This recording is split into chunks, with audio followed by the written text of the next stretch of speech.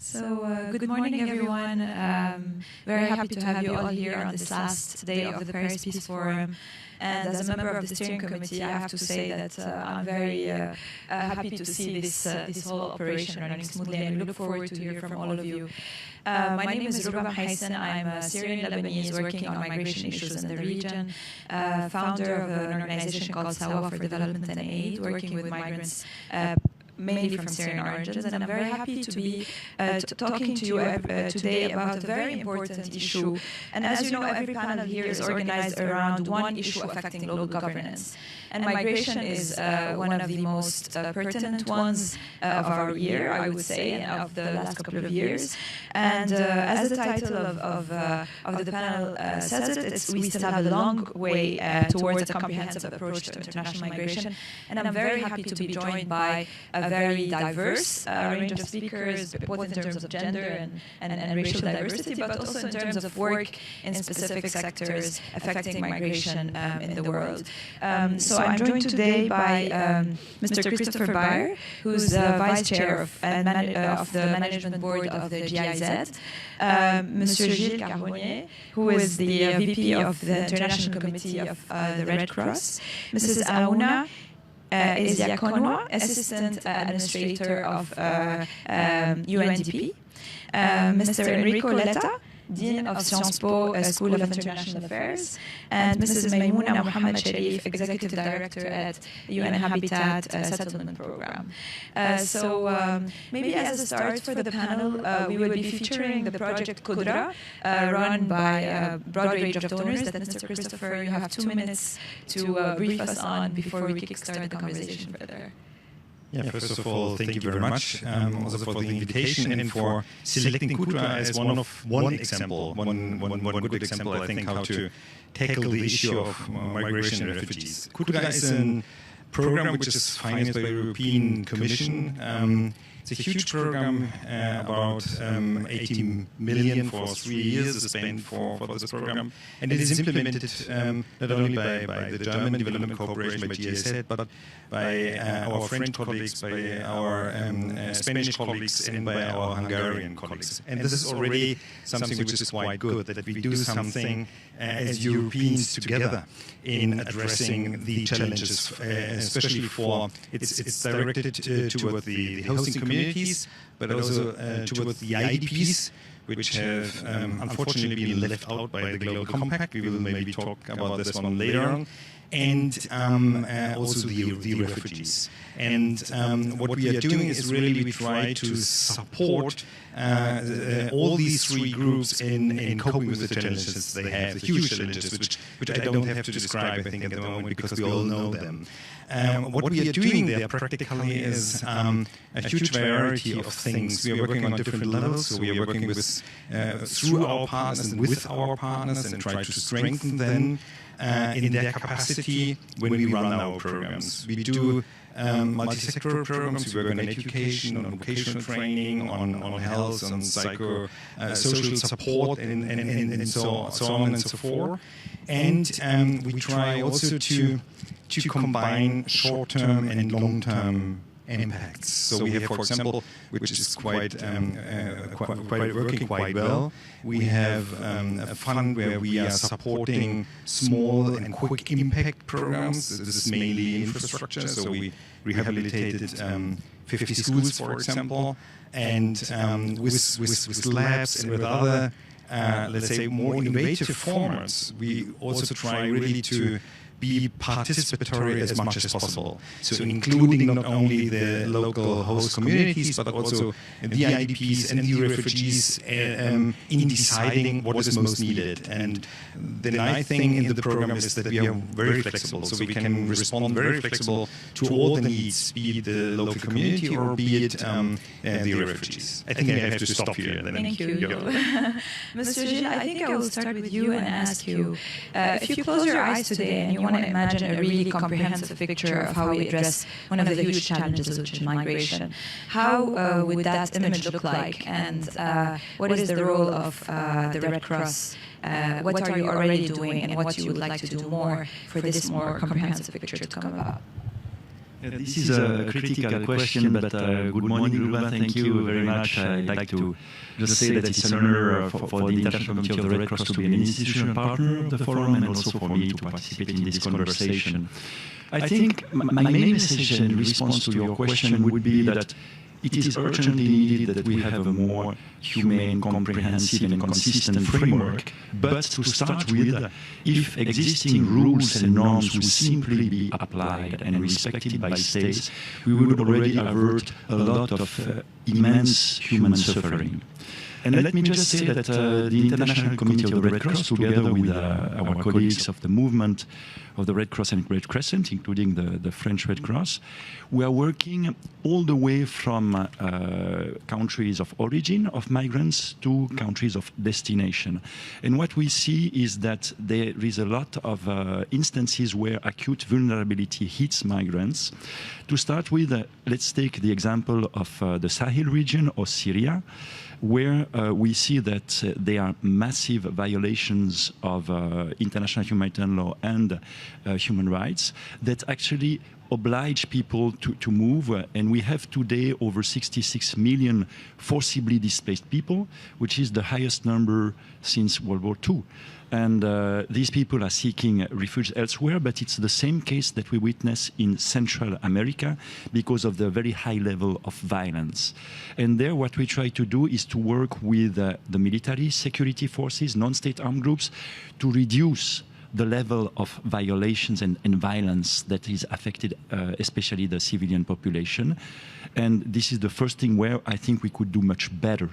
And we cannot do it alone as a humanitarian organization. We need states and other non-state actors to join in. Then just to say along the migratory routes, for instance, in Libya, or in the Sinai, in transit places, what we see is that there is a lot of arbitrary detention where migrants are detained in sometimes horrendous conditions. Sometimes they are kidnapped for ransom and tortured. And there is an urgent need to try to work. What we do is that we try to have access to detention places. We try to change the situation in those detention places, to register anybody detained and to make sure that. But I think then along the route, you have the border with destination countries.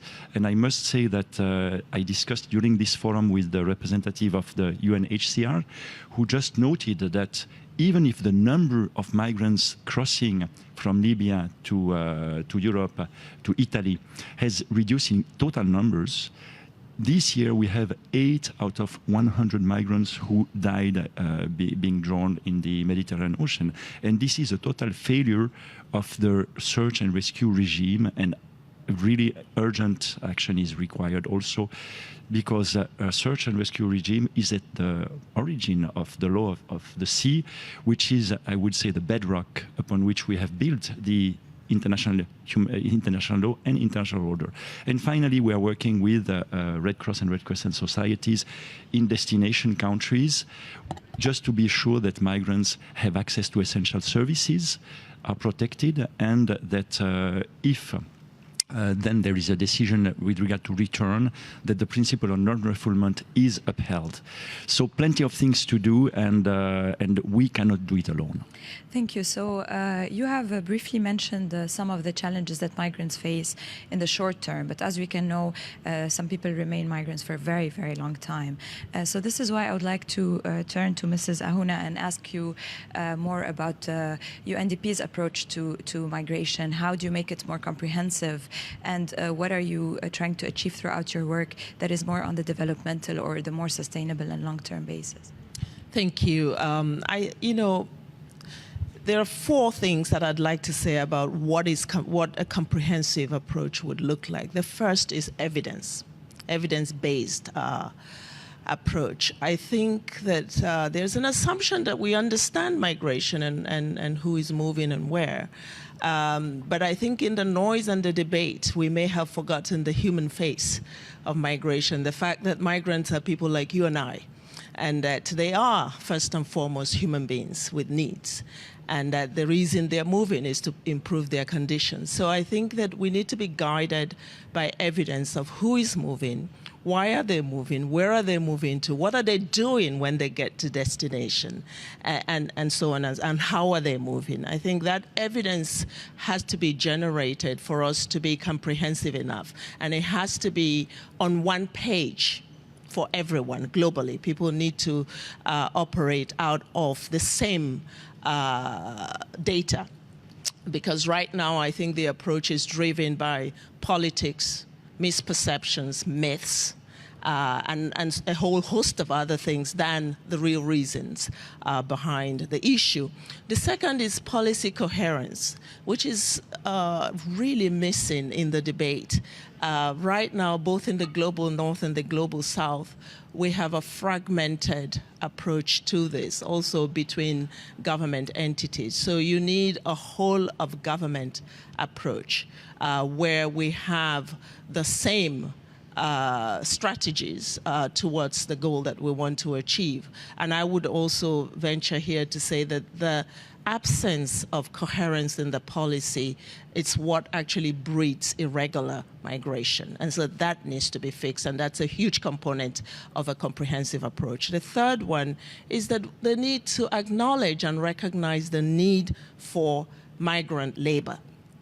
And, you know, once this is acknowledged, it is the unacknowledged need that puts this issue, that put smugglers and traffickers at the center of bridging that gap between labor supply and labor demand instead of governments. So another element of that approach has to be that we acknowledge that there is a need for migrant work, and that also migration is not the problem. It actually has proven to be the solution for the development needs that we see around the world. And if we acknowledge this, we would. And finally, I think from the perspective of the UN, the idea that we can lead the world towards a more equal arrangement globally and in countries, that inequality is at the heart of the deficiencies that my colleague from ICRC mentioned, where people are not created, there's no hope being created for people in their areas, in their home areas. I'll give you an example. I read somewhere actually that what you earn in a day in a country like Norway or Sweden is what people in Burundi or Sierra Leone would earn in a year. So globally we have, you know, incredible inequality that only development can solve. And from the UN perspective, the Sustainable Development Goals, the 2030 agenda that member states have signed up to, give us a huge opportunity to begin to right these wrongs on inequality. And then we can start talking about dealing with these issues. Thank you. And actually, you've raised very nice segues that I can address to other speakers. And I would like to turn to Mr. Enrico and ask you first, before getting into Sciences Po and the space that academia can provide for such conversations, I'd like to ask you more on the international relation side of things. Mrs. Ahuna mentioned the need for a whole of government approach, but also for kind of more consistent approaches in governments in same regions, for example. Let's take the EU as an example. How do you think the Global Compact for Migration was received in governments, and has it been really, have there been a real effort to start seeing it roll out? Thank you, Ruba. It's terrific for me to be here. Sciences Po is partner of this event. Our students are here. They are working for the organization of this event. I thank them very much. What you asked me brings me to think what I experienced before being a professor at Sciences Po. In the night between the October the 2nd and October the 3rd, 2013, there was the first big dramatic collapse of a boat close to Lampedusa in the Italian coast, and the first 360 people dying in the Mediterranean. I was at that time Prime Minister of my country, and I was confronted to something that was for me completely unexpected, and we were without any toolbox. So I asked to our European colleagues, to our European friends, first of all, solidarity. We have to try to find a solution all together, and first of all, we have to honor these dead. And for me, it was the most important problem at the very beginning. We were without any possibility to give an immediate answer.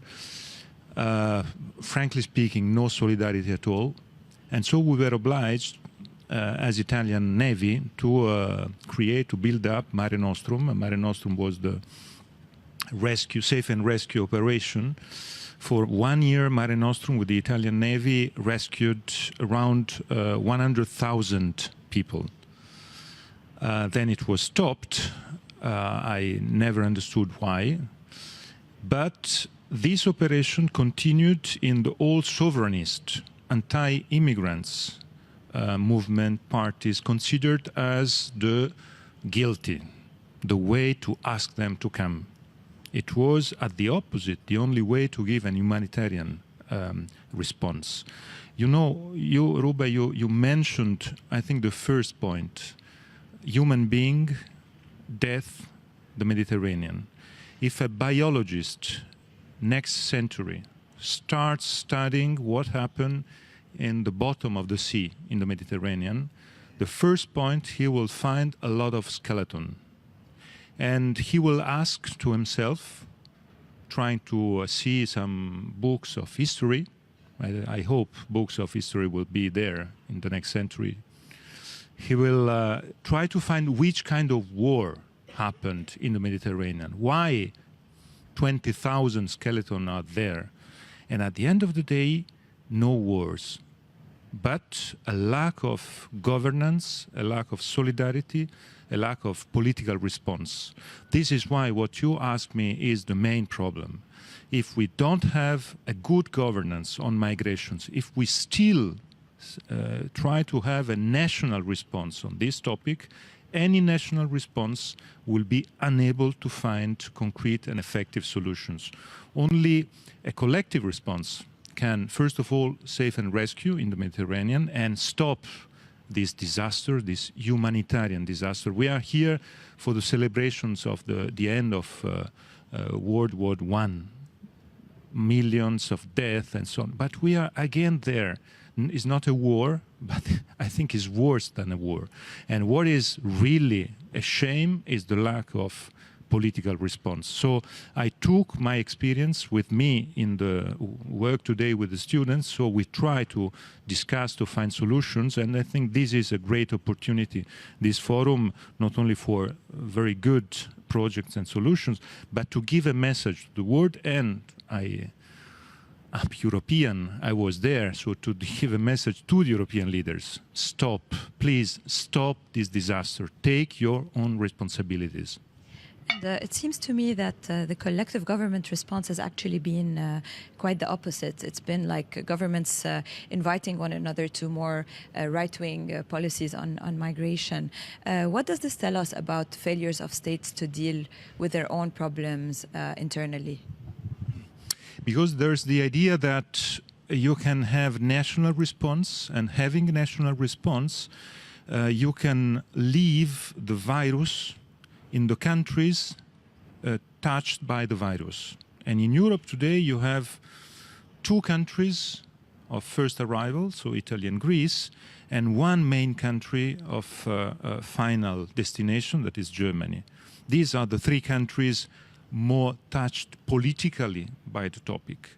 But the short-sighting of the rest of the European anti-immigrant leaders is not to understanding that it's not enough to try to leave the contagion in the country where migrants arrive or where migrants want to get, because the European space is a large space, and the true strength of the European Union is a lack of borders. If you stop this strength, if you stop this opportunity, all the European Union collapsed. The idea of the European Union being a great space. So this is the key point, and this nationalistic solution is just to get votes, is just to talk to the people saying that we are defending you. But my experience is that the more vocal anti-immigrant people are the people, they want not to have solutions. They want to get open the problem, because having the problem open, they can get fears, they can exploit fears from the people, and they can get votes. And this is why I think my experience is that you can't have an intergovernmental solution. You need at European level to have a communitarian, supranational solution. The only way is to have someone delegated by the others taking responsibilities and solution. If you imagine 28 people around the table, all the prime ministers of the European Union, and you have an emergency, and they are discussing how many migrants can you take in your country. And you have, for instance, one country, Hungary, saying that for me is zero option. I don't take any migrant. For all the others, it will be very complicated to say, okay, we can welcome 1,000, 5,000, because you will have your public opinion saying that you have to behave as the Hungarians. So the intergovernmental method is an totally ineffective method at the European level on this subject. We need to have a supranational responsibility able to take immediate responses and to redistribute the solutions. Thank you. We will come back to that and to the responsive governments, but I would like to give the space also to Mrs. Maimouna and Mr. Christopher to answer the first question. What does a comprehensive approach to migration look like for UN Habitat working on settlement within cities and communities? Thank you very much, Ruba, for having UN Habitat here. I think that we heard the four speakers, and today we know that is more than 1 billion migrants in the world, and representing 1/7 of the world population. And by 2050, 2/3 of the world population will be in urban areas. So that is, and migrants are very diverse. The reason why they migrate from one country or one city to another is more on the looking for a better quality of life. And as you know, that UN Habitats also works in cities and in human settlement. And we know that cities is the engine of growth. And there's also challenges and opportunities. So what I would like to impress upon here is that our work is how can we have the integrated and holistic sustainable development plan in the cities, which include, if you talk about Sustainable Development Goal 11, is to be inclusive, to be safe, to be resilient, and cities is for all, and all is for cities. So this, I think, is very important for us to look into all the three levels, the national level, the regional level, and also at the local level. Because at the local levels, migrant is in the DNA of the cities. And urbanization is also an opportunities, unless it's plan-led development. So to a certain extent, migrants play a role in the urbanization. And I think we looking into the comprehensive approach. I go back to having the integrated and holistic development plan. But how? Other at it is the national level, at the regional level, at the local level. And how we need, as my colleagues mentioned just now, that we need the data, methodologies, and the political will. This is very, very important to absorb and understanding why the migrant coming. Sometimes the migrant move due to natural disaster, and also looking for a new green pastures. So I think all these issues and data need to be collected I think most of the sometimes the policies at the country level or at the local level been done with not enough analysis and data. Then that is one of the role of the UN Habitat. We are our normative part of the roles is to collect data, to come up with the guidelines, and also come up with the policies which can work together with our other UN agencies, with the countries, and also with the stakeholders. As our friends said, we cannot do it alone. We have to get partners. So I think this is the comprehensive approach that I would like to propose when dealing with migrants. Thank you. So, Mrs. Ahuna also mentioned in her points the creation of hope, and I think what GIZ has been trying to do through the Qudra project is to really be able to create hope for the communities. How would you say projects like Qudra are hard to manage and achieve because there's so many stakeholders involved, and how much hope are you actually creating, and how is that linked to the national, regional, international levels that Mrs. Maimouna just mentioned? You. First of all, let me make some preliminary remarks regarding migration, because I heard the interesting voices of our panelists here and the previous speakers. First of all, I'm not so sure if I would really agree with you saying migration is just the potential to solve problems, and it's an option, or it's an opportunity, or it's really a problem. I think it's both. I think it's really both, because it is a problem for a lot of communities. It's a problem for refugees. It's a problem for internally displaced persons. So we have to help a lot of groups and stakeholders to turn the problem which we have into an opportunity. I think this is what we have to do. And second is, if we talk about migration, I mean, the smallest part of migration which is happening is the one coming to Europe.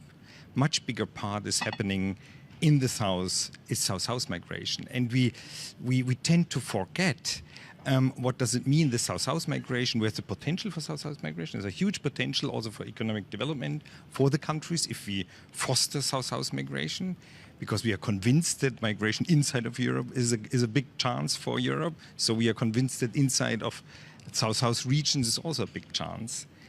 And I think we have really to take migration as a reality which has to be managed quite well and better than before, which is mostly our mixed flows, which we see, and mostly a huge variety of reasons why people are moving.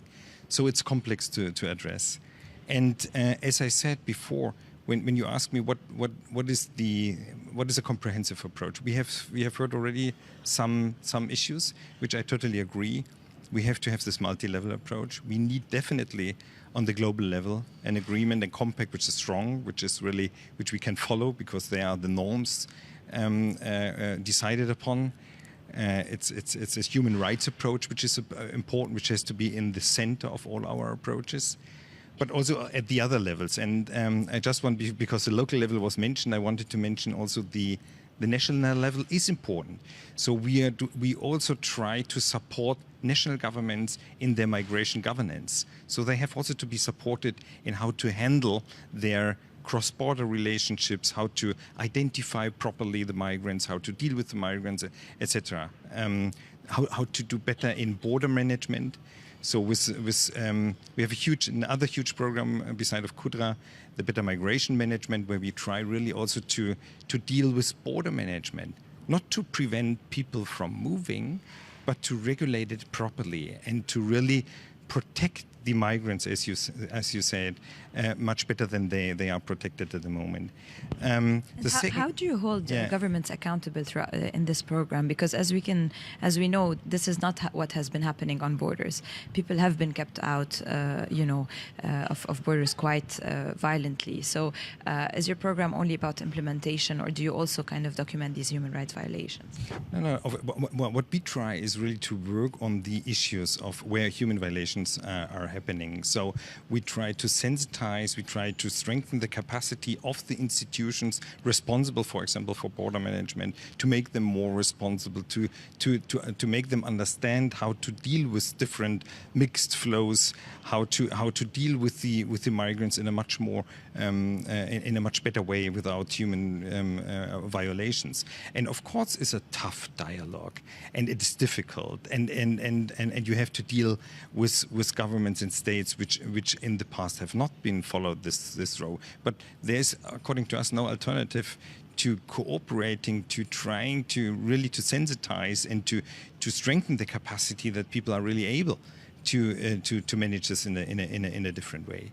And what has been said before also, I totally agree with the issue, but it is so easily said that we have to look for a whole of government approach. I mean, we learned it quite stressfully, I would say, in Germany, for example. It's not only that we have to cooperate better between humanitarian aid and development aid, for example, and this is difficult enough already. But there we have a joint, let's say, a common vision of what has to be done and so on. What was, according to my observation, much more difficult at the European level, but also in Germany, is to bring together the ministries of interior and the security people with the development world, and then to jointly learn how to address the issues up front. And I was very happy that we had really a very intensive discussion, and you know it quite well, that we had in the beginning from the ministries of interior, not only in Germany, in whole Europe. There was the idea of this less for less, you know. If the countries of origin do not accept a certain number of people brought back to those countries, we would reduce development cooperation. And this idea is gone, because I think there was a strong learning process between the ministers of interior and the ministries of development in understanding better that this can't be the way forward. So I see that there is an improvement in this whole of government approach, but it is a long and difficult way. It's not easy to be done, you know. It's really that you have to link totally different logics of political goals and systems to bring them together in a more holistic and comprehensive way. And I feel this is a very, very important thing to do. So let me go back to Mr. Gilles and go back to the question of one of your points you raised is that not only do we need new regimes, but we need to make sure that the old regimes and the old laws are being applied. As an organization like the Red Cross that has a huge presence in all of the countries where trafficking is happening also, you have been, do you have any role in that? And if not, why? And my second question is, in contexts like Syria and others, where you really had to make ethical considerations like access versus neutrality, access versus seeing human rights violation happen or seeing war crimes happen and not take any stance or even cooperate with other people who are trying to advocate for rights. How do you make these difficult calls within your vision of the Red Cross to stay neutral and deliver your work?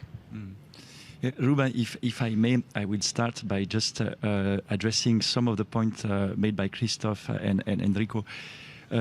Christophe mentioned the question of engaging critical ministries. And actually, it's true for the International Committee of the Red Cross. Before, we never or hardly ever addressed ministries of interior in Europe or the Homeland Security in the US. Today, we are deeply engaged with these ministries. First, to make sure that families of migrants are not separated at the border. Second, to make sure that they don't go missing. And third, if we have missing people, to make sure that everything is done in order to be able to, know about the whereabouts of the missing people and inform the families, support the families of the missing. And what you mentioned about this ship which was sunk close to Lampedusa with 360 or more migrants on board, it has been also a wake-up call for us to say we have to be much better first at trying to identify and restitute in a dignified manner dead bodies to the families so that they can know about that, but also assist and protect the families of the missing through a whole range of issues, which goes not only in psychosocial support, which is essential, but also legal counseling, microeconomic support and livelihood support, and a lot of other measures. And what we have found out is we just to give you a number, at present we have over 100,000 cases which has been brought to us by families searching for missing people. And this is just a fraction of the overall number of people missing. So we really have to do much better. And we are presenting here, we have a booth with a new project called the Missing Person Project, where we really invite states, non-state actors, private firms, tech firms that can also help, and a lot of also universities and researchers, forensic and others, to really build a coalition where we can provide a much quicker response, because being without any news of missing migrants is really very deleterious to family life. It prevents people from moving ahead. So I just wanted to highlight this as a very important issue. And then to your question, Ruba, which is your question related not only to Syria, but to many other armed conflicts where we are active. We have international humanitarian law and the Geneva Conventions providing clear rules and guidance with regards to how an impartial, neutral humanitarian organization should be able to try to protect and assist the population affected by armed conflicts. In the case of Syria, like in the majority of conflict today, we have a non-international armed conflicts where we have actually to negotiate with the powers who are in charge a space where we can do our work. And what we have found out is that it is never a given. We have security constraints with some of our staff and the staff of also UN and other humanitarian organizations being killed or kidnapped. So we have to negotiate for security guarantees in order to access those places. And then we'll still live in a world of which is based on an order that rests on sovereign states. And in this world, well, there is a need to engage states ceaselessly to try to first have them respecting and abiding by international rules and regulation, even in the midst of war. And second, to try to have also this space for humanitarian organization to provide meaningful response. So it's not a given. It's a constant negotiation, and we need more support. And I just like to conclude by saying that what we see in armed conflicts today is more and more conflicts where you have foreign states providing some sort of support to different militaries or armed groups. And these foreign states who provide support to parties to armed conflict, they also have a responsibility under the first article of the Geneva Conventions, not only to respect, but to ensure respect for international humanitarian law. And we are working to try to bring those states to really support those efforts as well. So we don't want to make the state an untouchable kind of entity. And I remember at the time of my father, he always tells us that when he was a young man, universities were a very vibrant spaces where protests would start, where political and social activism would ignite. Do we see that in universities today in Europe? I mean, or do we see young men and women maybe taking for granted democracy, where in some other contexts people are paying blood and lives to have these rights, to question states, to push forward the debates on migration and others? Do we see that today in universities, Enrico? And how are you as a dean of the international relations faculty trying to really ignite this passion again with students and universities? And what academia is playing as a role, not only as an ivory tower institution, but to have really these open conversations that push people towards action? I think that for universities, for academia, for what we are doing, what we did during the worst period of the crisis 2 or 3 years ago, even today, university was a very open space and very free space in which values humanitarian values were, I think, at the top in comparison with the rest of the system. We had in many universities very important initiatives, concrete initiatives. I think our students, and those students usually are the most open to try to immediately find some concrete solutions or to be involved in solutions. So I see there very important signs of hope. I see there some signs of hope also in terms of how to find, how to discuss, how to make research activities, new ideas, how to have cooperation with NGOs or with international supranational organizations. We had, for instance, in Sciences Po with UNHCR a very good cooperation on some of these topics. The key problem I see is the big cleavage between the university world and the rest of in Europe, I'm talking Europe, of course, and the rest of the environment, fears, reactions that you feel in the rest of our cities.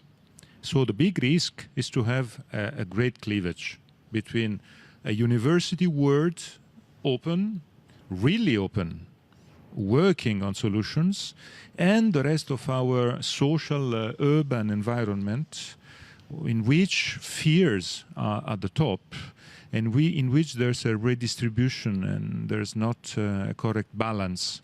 Because I think the most crucial problem is when you feel the problem is completely out of order and the situation is out of control. That was exactly what happened in Europe in these very years.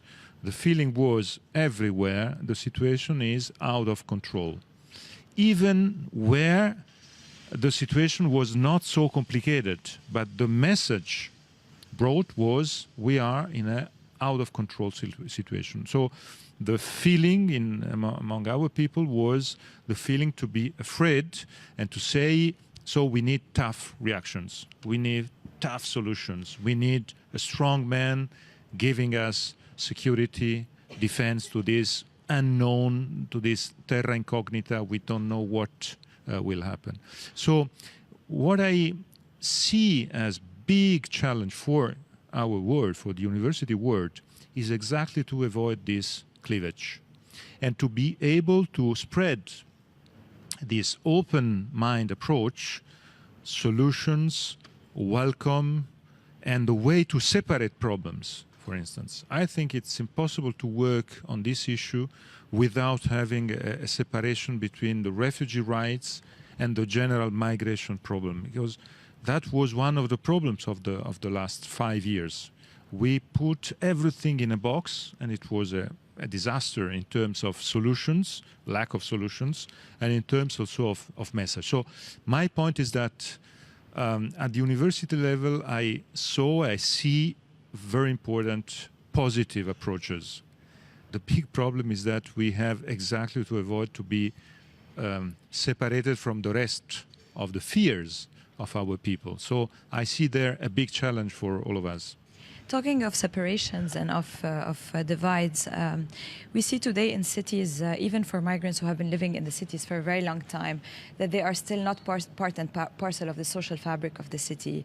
Oftentimes, because of gentrification and because of new city designs, they are even more and more pushed to the outskirts, which is replicating cycles of inequality. How can we address this big challenge in cities? As I mentioned earlier, that is the migration had to be, first thing had to be prioritized if you want to solve it, either at the global level, national, local, state level, regional or local. I have the experience when UN Habitat working together with UNHCR in Kenya, in a camp called Kakuma, Turkana, where when we look at the refugees or the migrant, they are not staying for 1 day or 2 days. Even in this case in Turkana, they were there already 10 to 15 years. And what we did was that we're trying to include the in terms of the inclusivity, and to get the local, the host country or the local, and the migrant or the refugee, that to take them as one community, and it is very fortunate that in these studies, or in this case, that the land is given by the governors to that particular refugees.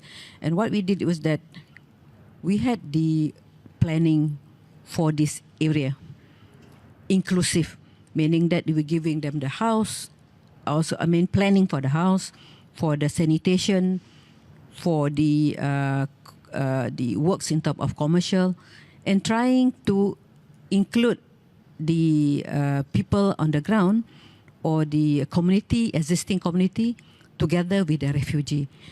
And that is not easy, because sometimes they felt that we are putting more benefit, giving more benefit to the incoming migrant and refugee compared to the local. Because there are a camp, there are proper houses and proper sanitation. But I think this need to be complete, integrated with the local leaders and with the local community, and also the political will, as I mentioned earlier. And this is to me, it is not easy. And for example, like our work in Iraq, we have work in Iraq. We come up with the tools for the local leaders, for the national leaders, to tackle the issues of migrant. And also, for example, that our work is, I think I can share with you our three works that we are doing now. In Iraq, we are support the national institutional to implement long-term shelter. Because either you like it or not, they will be there. And the second is in Tunisia. We have a program in Tunisia. We also, the purpose is to strengthen the municipal capacities in coping with the creation of toolkits in coping with the migrations. And UN Habitat's not there to build the house or to build the roads, but we are giving experts in terms of the integration and the planning for that particular area. That's where the migrants and the refugees are. Thank you. Unfortunately, I didn't design the setting of this panel, and I think like this is a very exclusive conversation, excluding any migrant voices or people from the community. But speaking of the work of the UNDP in the communities, how can you ensure that you're not doing any work without the presence of the communities in times where some of the community members are forcibly displaced outside the communities? And I can give Syria as an example just because of my knowledge, where a lot of cities that today don't have their original inhabitants. There are some programs that are starting to be implemented there without the inhabitants of origin being even present in these cities. Thank you. I mean, just before I address that, let me repeat what I say, that migrants are not the problem. And I think we need to separate issues. Yeah, I totally agree with what Enrico was saying, that I think there's a global unwillingness to really unpack the issues. So everything is lumped together into one big giant problem. And that as long as we continue to project the migrant as the problem, we will not be able to get to solutions because it is our reaction to the phenomenon of mobility, of movement, that is the problem. It is how the world is reacting to it that's precisely the problem. And by the way, mobility didn't start today. It's a historical part of humanity, and we need to go back to that reflection and talk about who has been moving throughout history and what contributions have those movements made to development. So what I'm trying to say is that the narrative right now is that the migrant is the problem, and yet we know that the solution lies somewhere in between. I think that in terms of how you ensure the communities are part of the development programming. I'm not familiar with the specific community that you refer to, but in terms of UN development programs business model, we cannot do development on behalf of people. Development programs have to be built on that foundation of communities themselves participating. That's a general principle that we have.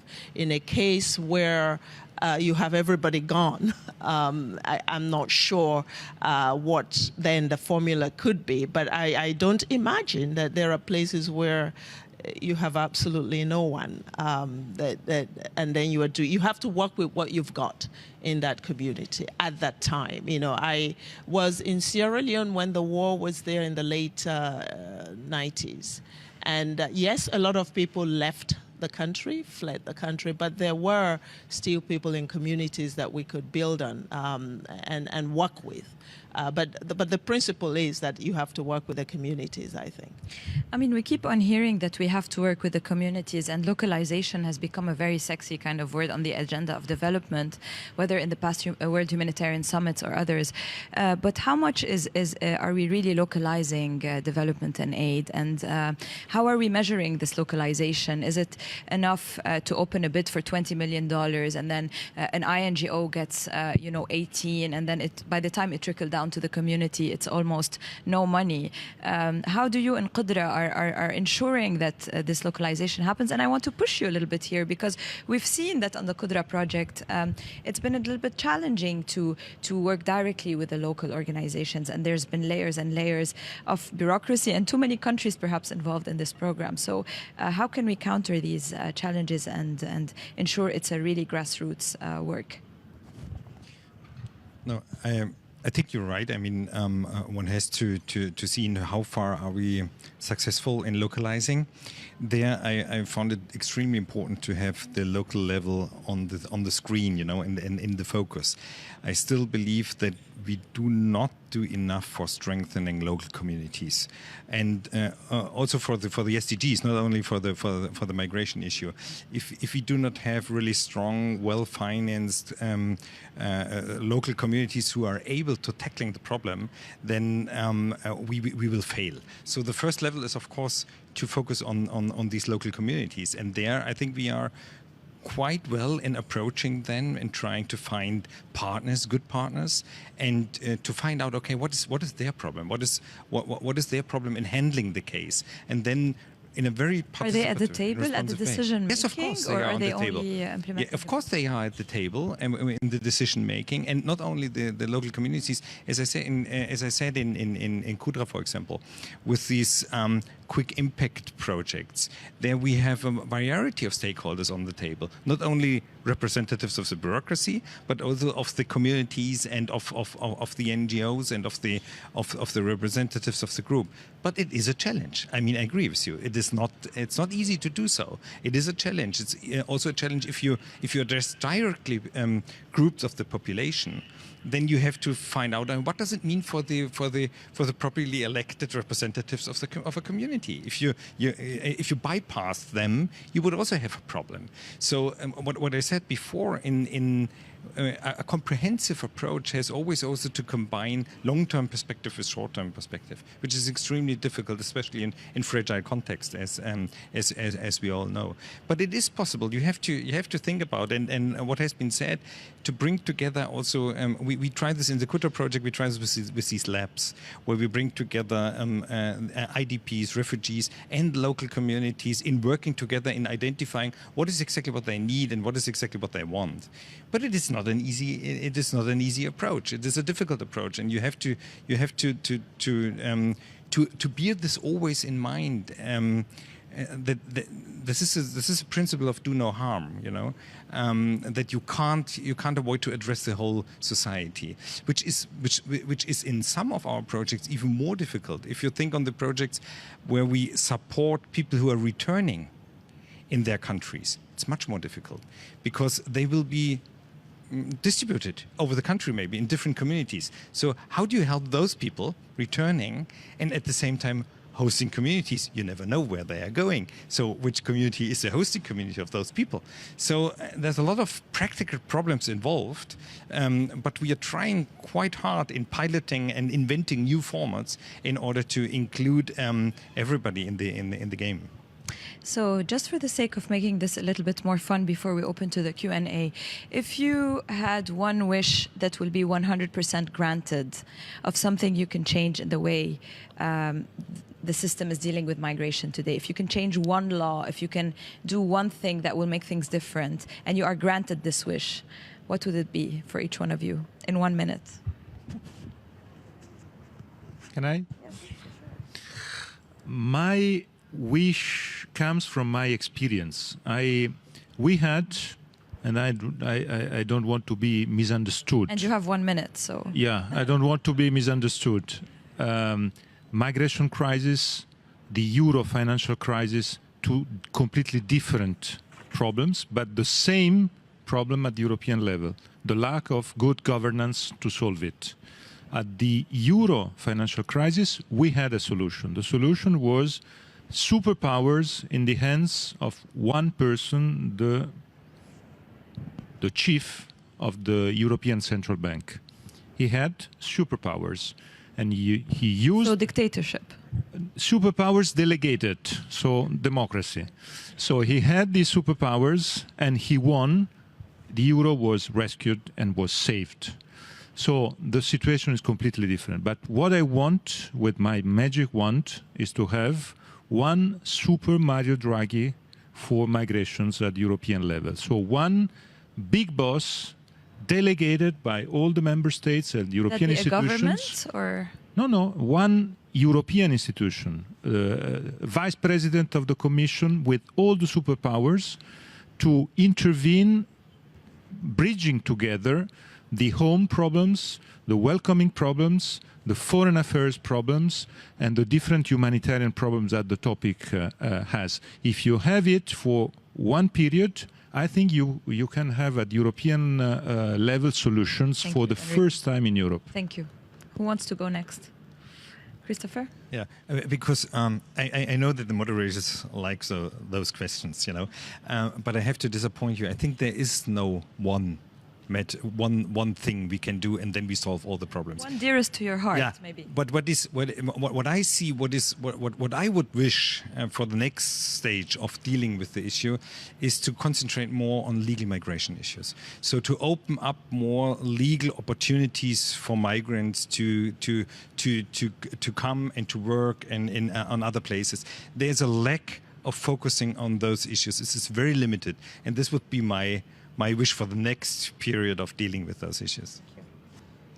Yeah, I think mine is similar. I think the legal migration, circular migration, recognizing that migration has a major contribution to make to development, and that we need to tap into that. So opening up legal channels to regularize migration and give people opportunities to make their contributions. And I think all of this is contained in the global compact for migration. And so my wish would be that nations would sign and implement it. Roba, can I have two wishes? We'll see, but yes, yeah.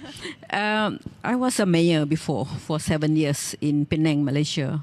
So from my experience, from the local level, I think that is my wish is that to increase the capacity of knowledge and also finance and infrastructure at the local level, at the mayor's level, to tackle this either is illegal or legal migrants in terms of giving them inclusivity and right to the cities. That is from my experience as a mayor.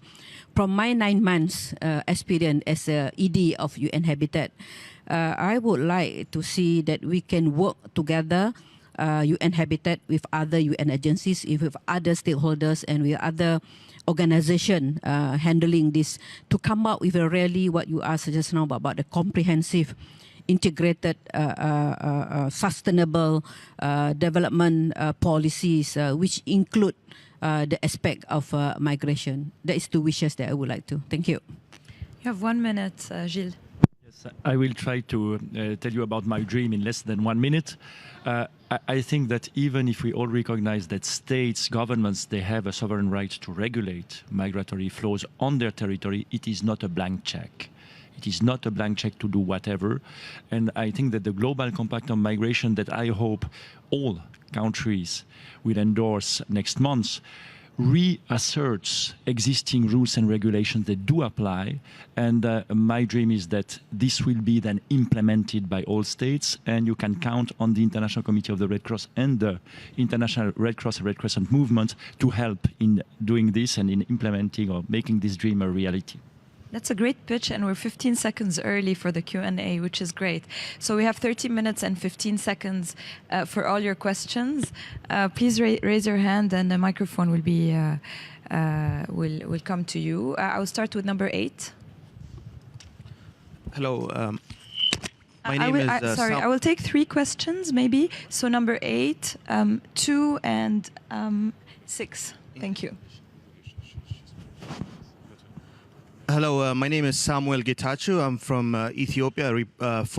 I work for a newspaper called The Reporter. My question is for Gilles. First of all, I'm sorry what happened to your employees in Nigeria. And what has been the reaction so far to make sure that young people who do work for your organization, which is one of the most respected organizations, will feel safe to work for your organization? And my other question for anyone who wants to answer is, we hear of sexual exploitation that's been happening within NGOs. I mean, Congo being an example. And the idea of protecting anyone from sexual exploitation is something that needs to be updated, tweaked once in a while. And what has been the latest update to make sure that no women or children will be exploited looking for safety within the space of the UN or NGO organizations? Thank you. Thank you very much. Number 2. Assalamu alaikum. Tislami Yaruba for this wonderful panel and the brilliant experts we have this morning. I have a question for all of you. Complex and multi-layered crises bolster the necessity for very intelligent problem solving. With the global migration and displacement crisis, we are seeing a dangerous blurring of the lines between migration, displacement, smuggling, and trafficking. What needs to be done at the level of international public policy, as well as ground-up capacity, to ensure that this universal crisis does not accidentally mask these undercurrents that might eventually become crises of their own out of negligence and misunderstanding? Thank you.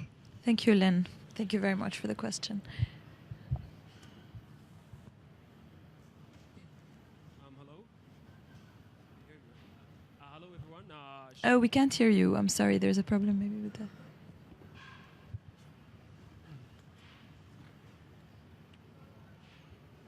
Hello? Yes. Okay, cool. Hello, my name is Shogi Ahmad and I'm from Sudan. So I have 2 questions. First of all, basically speaking about migration and the challenges that we're facing in the 21st century, what is within your respective institutions, how do you tackle, how you manage to include the migrants themselves in creating the projects themselves and activities? And the second question is the role of youth within the institutions. How do you manage to put their youth in the table of speech? So maybe we will answer this first round and then open up for more questions. Who wants to start?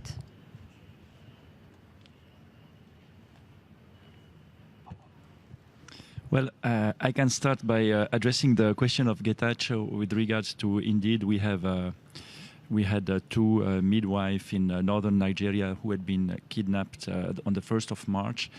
And the two of them have been eventually executed in this month, in October, November. And this is quite dramatic in a sense because it is a bit related to what I told you, Ruba, before with regard to security guarantees that we are trying to ensure. And it has become ever more complex because we see a fragmentation of armed groups and allegiances, and you can one day be sure that all the armed groups involved in a given place might give you a number of security guarantee, but the next day these armed groups have been, you have splinter groups and you have to renegotiate. So it's never a given. And what we do to respond to Getachew concretely is that, we have made it an absolute priority. We are refining by the day our strategy in order to be able to provide security and duty of care for our own staff. And by the way, these two midwives, they were actually contracted or contractants, if you want, but we really considered and treated them absolutely as our own employees, and also in dealing with their families.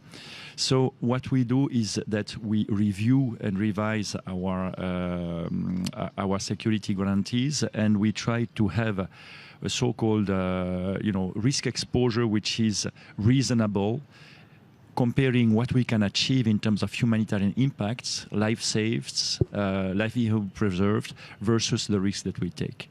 So this is a complex issue. We are working, as I mentioned, in Libya. In Libya, it has been at times, just to go from the airport to the capital city, trying to go through 16 checkpoints with 16 different groups, and you have to make sure that at all at this juncture, security is provided. So I move now to the other questions, I think, which I can group because they relate to how we involve youth, how we involve migrants themselves, and what do we do. And what we see is that crises are protracted. We have internally displaced people who remain displaced sometimes for more than a decade. It's even a generation, and their needs and capabilities evolve. So we have to evolve as well, and we try to do ever more, innovative projects that we propose in order to give them their own means of livelihood, to restore their capacity to take their destiny into their own hands, and to provide microeconomic supports, to provide innovative finance that can help them restart productive activities so that they can get out of dependence in terms of depending on humanitarian aid. Thank you. Christophe? Yeah, maybe just first on this question, I talked about this already at the example of the Kudra project, and I think we have a pitch as well at 12 o'clock, so if you want to learn more about the specific approaches of Kudra, you are really invited. I think one thing is you have to learn exactly what kind of groups do you have, what kind of different groups you have. You have really to learn the local context in order to target properly your programs. And then you, as I said, you have to experiment also with different and new and innovative formats to include different groups of this, of the ones who have to be involved. What I wanted to comment on the issue of sexual exploitation in the organizations, as this has been a very important issue in the past. I mean, we have a zero tolerance policy on this one since long time. We have clear statements in our guidelines and everywhere, and we have a compliance system where everybody who might be instead of this zero tolerance policy might be affected can refer to an independent ombudsman and also some people in our organization. But and it is working quite well. We know exactly how many cases we have, and we are following up those cases. But in the context we are discussing about, I think it's extremely important also to open up these lines of where people can complain in a migration or refugee context. Because, I mean, first of all, these people have to know where they have to complain, where they can complain, where are the institutions they can refer to.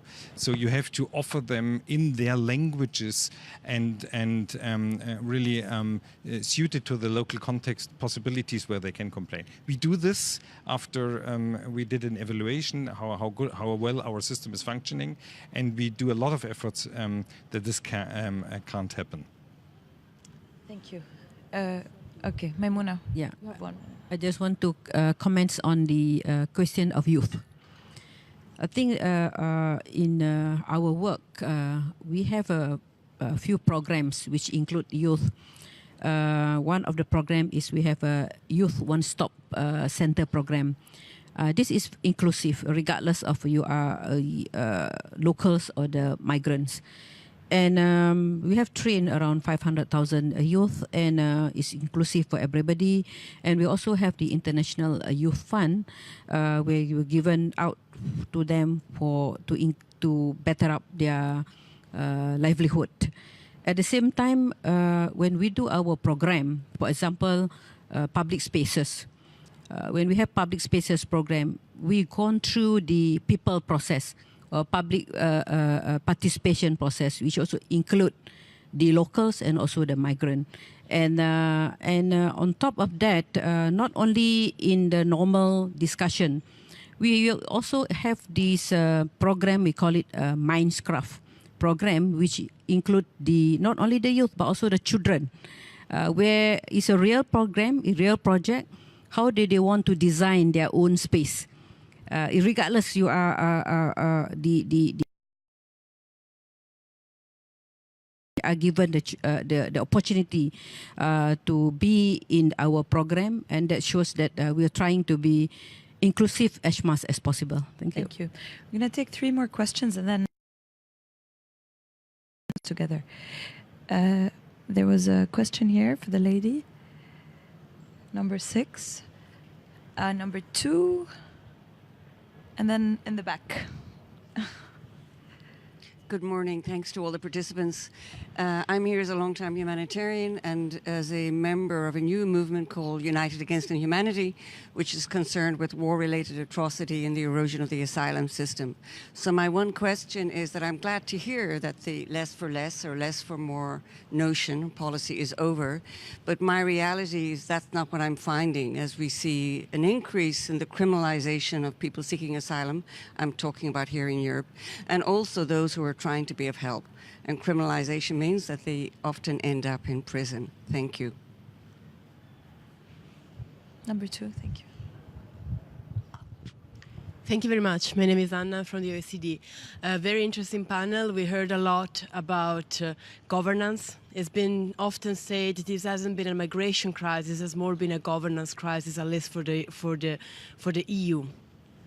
We heard about the role of multi-level governments, the local, the regional, the national, and then the supranational importance of the authorities have been evocated. But concretely, what your organization suggests this multi-level government approach should work like? Should it be through dialogues? Should it be through incentives? Should it be through contracts? What, in your experience, has worked so far, including what's the role of the university in bringing together this different level of government? Thank you. Thank you. Thank you very much. My name is Carlos Rito. I'm the head of Brazilian Climate Observatory. I'd like to thank you for the panel, fantastic panel. I'd like to hear from anyone who wants to answer. How do you see climate change being as a catalyst of increasing migration and forced displacement? How this could be inserted into the policies, measures, and actions to tackle migration, because as we could foresee, this is something that it might happen more and more in a broader scale and nationally, internationally, within regions. And that's it. Thank you very much. I think we can take one more question and then we'll have 3 minutes for each speaker to answer. So if there is one more question. Yes. Thank you. My name is Jackie. During this panel, I had two interesting information coming from Memuna and from Christopher. One said that there is an absolute need for data to be collected and to be analyzed. And Christopher raised a point about identification of the migrants and an improvement for the border management. In my opinion, I thought that Frontex was the organization in charge of that, meaning dealing with enrollment of migrants to have really a significant and very reliable database, and also for border management. So is it the case? Because I have attended several meetings with Frontex, and it seems that no decision have been made for the last years. Thank you. There is one question that we received online, which is from the Economic Development Foundation. One important issue is the situation of transit countries like Turkey. What can be done to increase the cooperation and help with the burden of the countries like Turkey, Lebanon, and the countries in the region, for example? So we have about 15 minutes. So if we really stick to 3 minutes each, we can all have final remarks. Enrico? I would like to come back to two questions that we heard before. One was the question on smugglers, because I think it was a good question, because we put everything in the same box at the end of the day in this crisis, and we risk to have bad answers. On smugglers, I was yesterday, for instance, in a panel, taking the opportunity to have one of the leaders attending this summit. We had a discussion with our students at the university, and this leader was the Czech Prime Minister, and his approach is a very tough approach on the immigration policy of the European Union. So saying that is not an immigration problem, is a fight against smugglers. Frankly speaking, I can't agree with this approach. But it's very easy to push our people to think that, yes, is a smuggler problem before then a migration crisis. So the key point is to avoid this big misunderstanding. We need to have control of the situation. This is the key point. For instance, my experience with Mare Nostrum was that Mare Nostrum was with the control of the Mediterranean by the Navy. It was also the way to tackle smugglers, because you had there the possibility to have clues and to have how to prove with images, with pictures and so on, the possibility to take them into a court, into jail, but only with control of the situation and control of the sea in case of the Mediterranean. So I underline this point. Control is the way to avoid all this misunderstanding and is the way to have solutions. And another big point was about youth and about how to involve migrants. We have a program we developed since the beginning in Sciences Po, but also I know many other universities did the same, a program to involve migrants, to give them the possibility, and refugees, to give them the possibility to have a fast track, and to have then an integration through education. So it was a successful one. We have Syrian students, successful Syrian students. I'm personally very happy of that. But I know that we need specific programs on that. We can't count only on the, I would say, voluntaristic approach of the universities. We need to focus the point and to say we have to integrate them not only with I would say fundamental tools, but also giving them the possibility to develop more what they were doing in their own countries, and education university is one of them. Thank you, Enrico. Please. Thank you. Maybe I follow on that on the youth issue. I think for us, the first thing has been to acknowledge that we're not including youth enough. And I think that's an honest acknowledgement that we do a lot of our programs for rather than with youth. And this acknowledgement has led the Secretary General to appoint a youth envoy at the global level, but also for the UN to adopt a deliberate policy on youth inclusion in all of our programming, from local level to national to regional to global. At UNDP, we have launched with the Rwandan government what we call Youth Connect, because it's not just enough to include youth locally. We also need to create platforms for youth to connect with each other. And we have found this platform to be magnetic and magical, you know, when young people from all over the world meet each other and are able to claim the space they have for conversation and to unleash their talent in the development space. We see a lot of magic happening there and the huge potential for us to stop seeing youth just as the problem, as a threat, you know, and that's the reason why we engage them, but also to understand that the young population have a lot to contribute and we just need to facilitate and give them that platform. On sexual exploitation, I think, again, something that we feel is an indictment on our system, you know, an international system, that this situation exists. And the Secretary General at the highest level has articulated politically zero tolerance for this within the UN system, and therefore a huge program rolled out on prevention of sexual exploitation and harassment, which now dominates our programming at all levels. And then finally, maybe to comment on the issue of governance. I think that governance here, we have to look at governance in countries that generate migrants and governance in countries that receive them. Again, it is about a commitment to ending inequality. And inequality exists at all levels of our society today. And it is the inequality that is at the heart of forced migration and irregular migration. I've linked this also to climate change issue that was mentioned. Unless we begin to see the effects of climate change as something that requires immediate, urgent development response, it will continue to contribute to the issue. And from the UN side, we argue and advocate for global responsibility for climate action, as indeed was agreed in the city a couple of years ago. This has to be part of the solution. Thank you. Christopher? Yeah, maybe I continue to what has been said.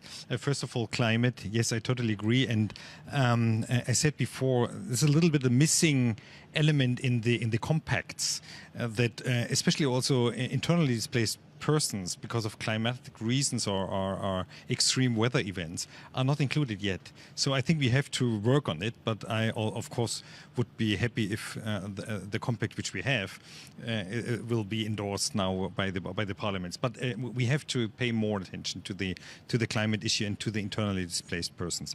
Secondly, on governance, what I found so interesting is with the migration and the refugee crisis, with the migration issue and the refugee crisis, problems which we have in governance have become more visible and even more demanding, I would say.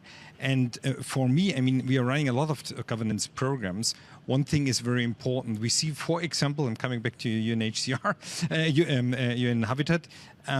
We see, for example, a lack of a proper decentralization and a proper distribution of tasks and functions inside of a country. So decentralization, strengthening local communities politically, financially, and from their administrative capacity would be something which I've found very important to develop a better multi-level governance system, not only the global but also the local. A border management, my remark was on our efforts not at the border to Europe, but we are working in the border management of the transit countries, for example, with the Better Migration Management Program financed by the EU at the Horn of Africa. And we had been criticized a lot on this work. And I still believe that this is a very important work in order really to empower the people also to deal with border management differently, to identify who is coming and why is he coming and what kind of rights does this person have and so on and so forth. So including the human rights issue in border management is key. on Turkey. Kudra is working on Turkey, on Lebanon, on Iraq, and on Jordan. So I would also refer again to the program. And regarding crime, because there had been this yes, of course, we see still the tendency of criminalization of migrants, and I agree with what you have said before. This is of course not the case. But what I would also advise to all of us, especially for us at the development world, we have also to consider the security problems involved in the issue seriously. Don't deny that there are security challenges, because if we deny this, we have a narrative which will then lead again to the right-wing and populist movement. And we have really seriously to tackle in a transparent way all the problems which we have on a human rights basis. And security issues are part of it. Thank you, Christopher. Gilles? Yes, I'd like just to address two questions to conclude. I think the question of Nora on the criminalization of migrants and the criminalization of those who try to bring assistance and protection. It goes back to my wish or my dream. Actually, in the Global Compact on Migration, there is, and we are quite glad, a clear instruction that actually immigrant detention should be only of last resort, but there are so many alternatives, and actually we are very much convinced that it is absolutely inappropriate, costly, and something which should be avoided. And we are a bit disappointed actually with the text of the Global Compact on Migration, which does not completely forbid the detention of children, migrants, and this should have been done. And of course, families must be kept together, and the rights to family life should be upheld. So I hope that this will be not only endorsed but implemented concretely. And with regards to the criminalization of humanitarian assistance, the Global Compact on Migration clearly states or just reasserts that those who bring assistance which is of a strictly humanitarian nature cannot be prosecuted, and these acts of humanity shouldn't be criminalized. So this is key. The second question, I think, is with regard to the question of our friends from Sudan on youth. I was last week in the Fergana Valley in Tajikistan, last Saturday, and it was quite telling to see actually volunteers of the Tajik Red Crescent Society who were bringing together every week mothers, grandmothers of missing migrants. And only by bringing them together, they were succeeding in empowering those women to understand that they are not alone in their plights, to try to stop the stigmatization that these women were suffering in their communities because their children, be it their son, daughters, and grandchildren, have left first to Russia and possibly others to the Middle East. And this was really a very rejoicing project where we could see that it was helping those women which stayed in those communities to be first reintegrated, not stigmatized, and second supported. And we were able to give some news about the whereabouts of some of their sons and grandsons and granddaughters. And this was something which was very rejoicing. And this is engagement of youth. So I would really, conclude by calling on youth to engage. Thank you. Our last 3 minutes are yours. Thank you, Robert. I think when we talk about the comprehensive approach and also about the climate change and the data, I think in order to come up with a comprehensive approach, that's what I mentioned, that is very, very important for us to have this sex disaggregated data. When we have the data, we have the methodology to analyze, then we can have an informed or evidence base to have any policies on migrant in this case.